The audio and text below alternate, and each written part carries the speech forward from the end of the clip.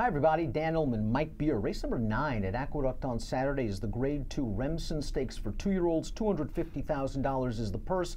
Let's take a look at this field. We've got a nice field of 10. I'm really very bullish on the prospects of several of these 2-year-olds moving forward, including the morning line favorite, that being the number 3 Avery Island, already a graded stakes winner at Aqueduct. He took the Nashua last month. And when you look at this pedigree, 2 turns and the additional distance should not be an issue at all. Yeah, I guess you never know until they do it, and that's something you do have to worry about with a horse who's probably going to be the favorite in this race.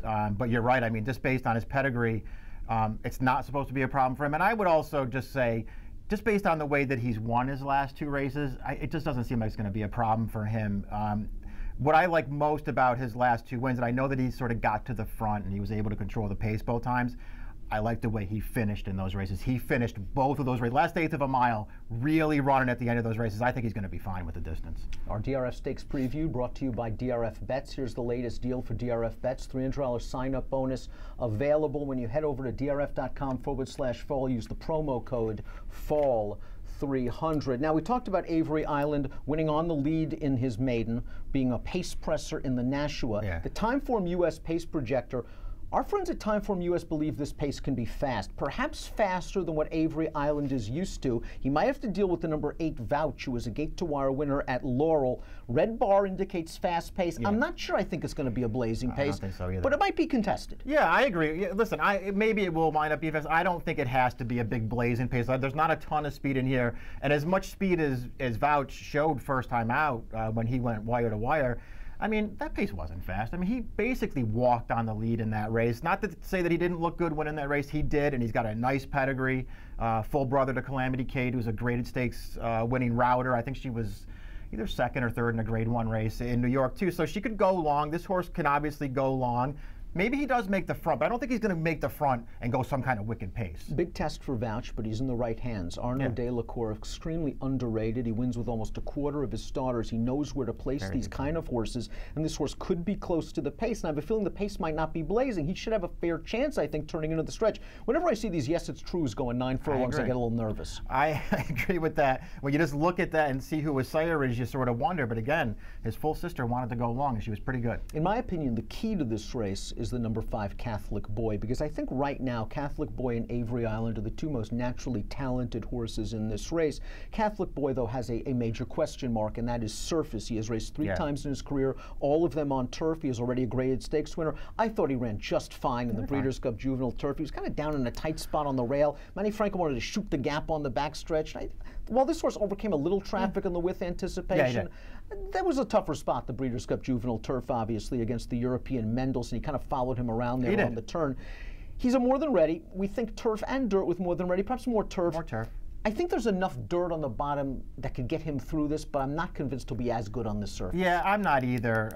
We'll see what kind of price he is in this race. If he's, some kind of shorter price in here, I'm just happy to be against him and make him prove that he can do it on dirt. I like all 3 of his turf races, and I think you're right about his Breeders' Cup. I mean, he ran fine in there.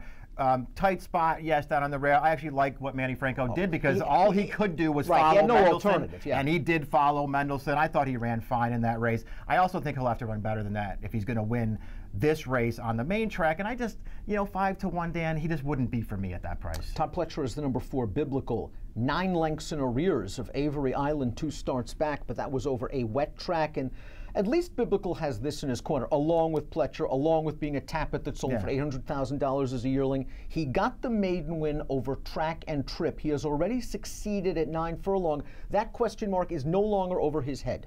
Yeah, that's very true, and it's something that I think you really want to pay attention to. He's already won the 9 furlong 2-turn race. It was a pretty slow race. He was always on the outside in there on a day when the rail was just not the place to be. He had a lot go his way that day. But he ran fine. He took another step forward. He's run 3 times now. He's improved in all 3 starts. He can improve again, obviously, for Pletcher. It's just one of those situations where it just feels like you take the worst of it with these horses as far as wagering goes. But he could run well in here. I'm not betting him. The great stallion Tappet, very well represented in this year's Remsen. Let's talk about our formulator fact horse, the 10 Tap Rap Strike, going out for trainer John Service, an $875,000 purchase. This one in a 2-year-olds in training auction. Here's the Service formulator fact for Tap Rap Strike. Past 2 years, 2-year-old last out maiden winners on dirt. Service knows where to place these horses. 55%, a $4.20 ROI. I like that he won his debut going 2 turns. I didn't like the horses he beat at all. Yeah, I didn't either. I thought he showed some good things in that race, though, if only because he was a little bit green. It felt like he was in behind horses, and he was fine with that, you know, taking a little bit of dirt, and then he did close them down at the end. It was not a good field. The only horse that so far I've seen run back is Incubator. He ran at Aqueduct last weekend in a maiden race.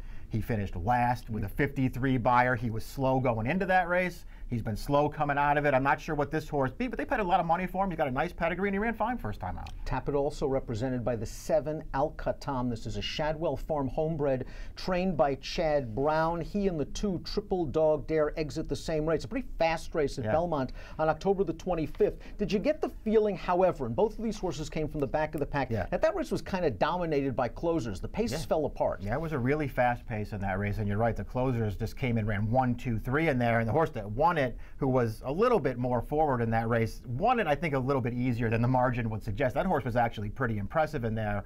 But these 2 horses both ran fine. They're both maidens on the way in, which I don't love.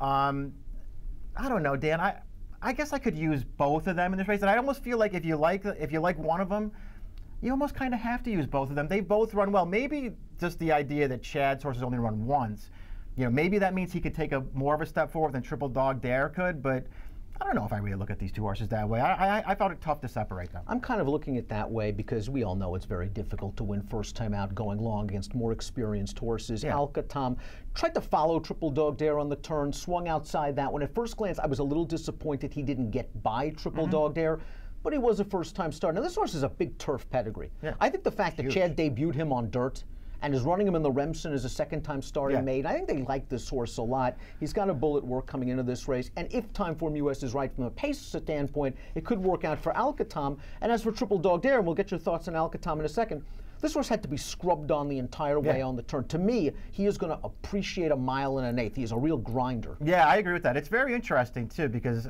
you know, we'll see what happens with Painter ultimately. I haven't seen that many good ones. They paid a lot. Slow start. They paid a lot of money for this horse, considering what his pedigree is.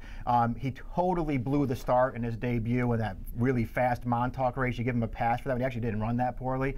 And I thought he ran fine this time. Yeah, they were working on him from a long way out. The pace was fast. He did keep running to the end of the race. So I feel like he might be able to get the distance. And the thing with these 2 horses is it just feels like, again, I think it's hard to separate them.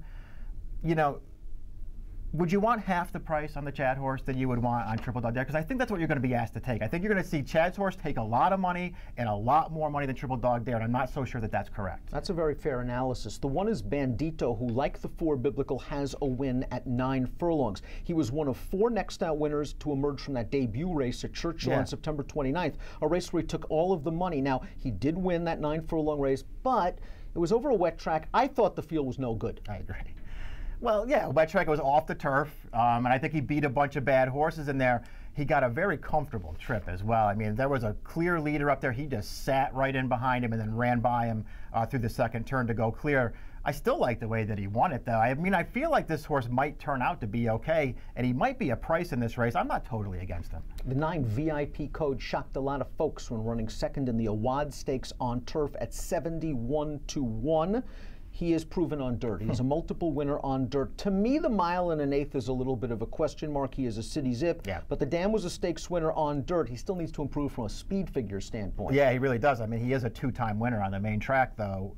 It's just, you know, those races are way too slow for this field. Millionaire Runner was smacked by Vouch 3 starts back. He ran off and hid last time out at Parks in a maiden claimer. This is an ambitious spot, to say the least. Feels like they're just taking a shot. Let's take a look at our top selections for the Grade 2 Remsen Stakes. Avery Island, very, very logical. Again, I think this horse is not a speed crazy need to lead. I think you send, but if Bandito wants it, if Vouch wants it, they're perfectly willing to sit. And then you get the jump on horses that still have a lot to prove. Maidens, really. Horses like Triple Dog Dare, Alcatam, a horse that's green, like Tap Rap Strike, who might be compromised by an outside post. Just a very logical pick. Yeah, he just is a really logical horse in this race. And ultimately, you know, for someone like me, and, you know, the horses that I am most interested in against him are the 2 maidens. I didn't really want to take them against this horse. I think he's pretty good. I think this horse might turn out to be all right for Kieran. I'm taking him on top. I'm hoping that Alcatham really benefited from that debut experience. While he didn't get by Triple Dog Dare in the mile, he really galloped out very nicely after that race.